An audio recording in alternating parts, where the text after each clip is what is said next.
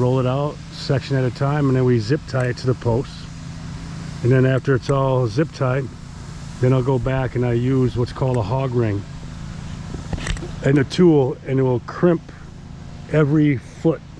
I will crimp the fencing to the tension line on the top and the bottom.